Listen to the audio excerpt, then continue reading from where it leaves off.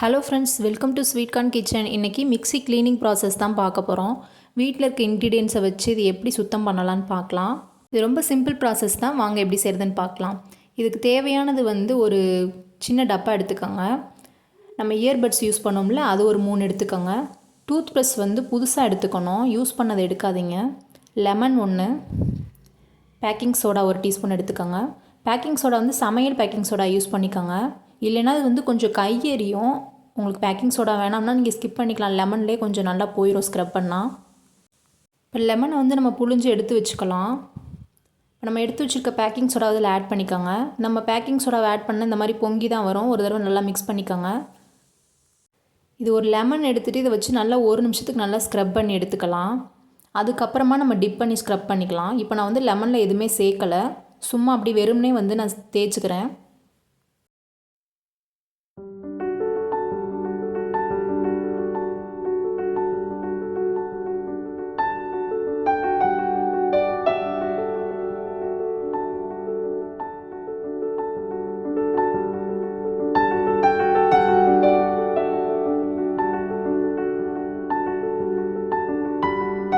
இப்போ நல்லா ஸ்க்ரப் பண்ணியாச்சு. இப்போ லெமனில் நம்ம பேக்கிங் சோடா சேர்த்துருக்கோம் இல்லையா, அந்த தண்ணியில் டிப் பண்ணி இப்போ ஒரு 2 நிமிஷத்துக்கு நல்லா ஸ்க்ரப் பண்ணுங்கள்.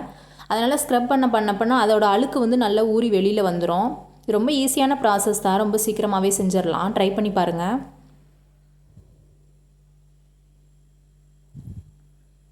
இது நல்லா ஒரு 2 நிமிஷத்துக்கு ஸ்க்ரப் பண்ணிவிட்டு இப்போ நம்ம டூத் ப்ரஷ் யூஸ் பண்ணிக்கலாம்.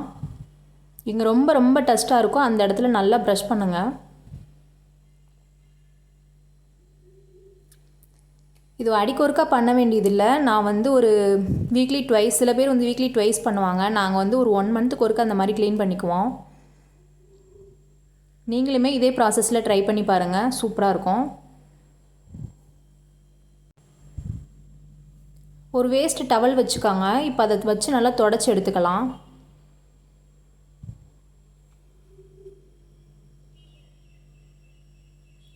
இப்போ டூத் ப்ரஷ்ஷை நல்லா பேக்கிங் சோடாவில் டிப் பண்ணிவிட்டு நல்லா ப்ரஷ் பண்ணிக்கோங்க. பாருங்கள், இந்த கார்னர்லாம் ரொம்ப அழுக்காக இருக்குது.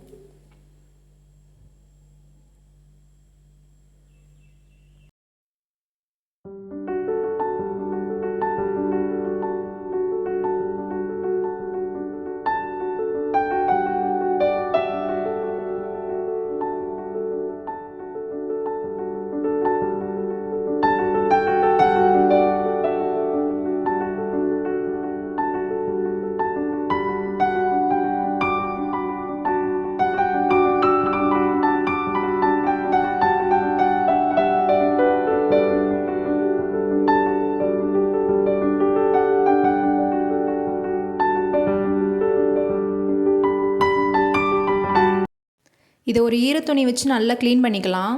நம்ம அடிக்கொருக்கா நல்லா ஸ்க்ரப் பண்ணிவிட்டு இது அப்படியே திரும்ப க்ளீன் பண்ணிக்கோங்க. இப்போ நம்ம பேக்கிங் சோடா தண்ணி இருக்குல்ல, அதில் டிப் பண்ணிவிட்டு இந்த மாதிரி வச்சு நல்லா ஸ்க்ரப் பண்ணிக்கோங்க. இது ஒரு 30 செகண்ட்ஸ் கைவிடாமல் நல்லா ஸ்க்ரப் பண்ணுங்கள்.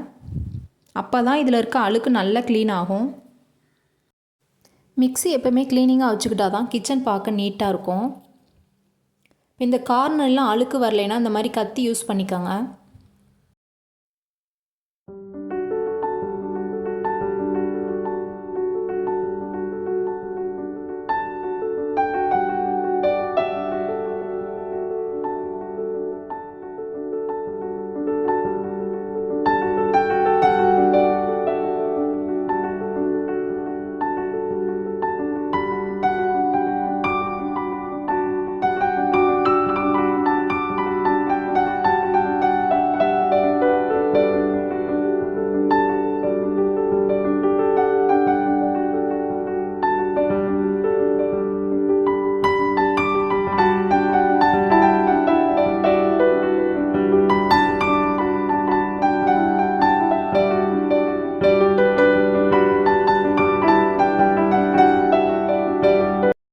உள்ளே பாருங்கள் எவ்வளோ டஸ்ட்டாக இருக்குன்னு. இப்போ இந்த லெமன் சோடா வாட்டர் இருக்குது பார்த்தீங்களா, நம்ம பேக்கிங் சோடா போட்டு வச்சுருக்கோம்ல, அதில் ஒரு டீஸ்பூன் போட்டுட்டு ஒரு 1 நிமிஷத்துக்கு நல்லா ஊற விட்டுருங்க.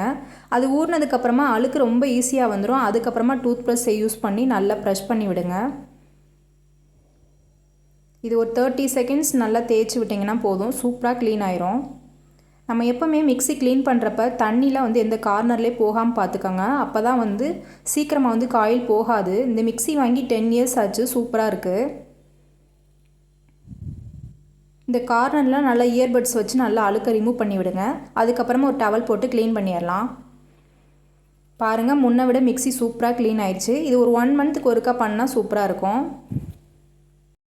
மிக்ஸி க்ளீன் பண்ணுறப்போ எப்போவுமே வந்து நம்ம ப்ளக் பாயிண்ட்டை ரிமூவ் பண்ணிடணும். ப்ளக் பாயிண்ட்டோட யூஸ் பண்ணக்கூடாது, அது வந்து சேஃப்டி கிடையாது. பாருங்கள், இப்போ சூப்பராக மிக்ஸி க்ளீன் ஆயிடுச்சு. பழைய மிக்ஸிலேருந்து இப்போ புது மிக்ஸி மாதிரி ஆயிடுச்சு. இந்த வீடியோ உங்களுக்கு யூஸ்ஃபுல்லாக இருந்தால் மறக்காமல் சப்ஸ்கிரைப் பண்ணிக்கோங்க. தேங்க்யூ.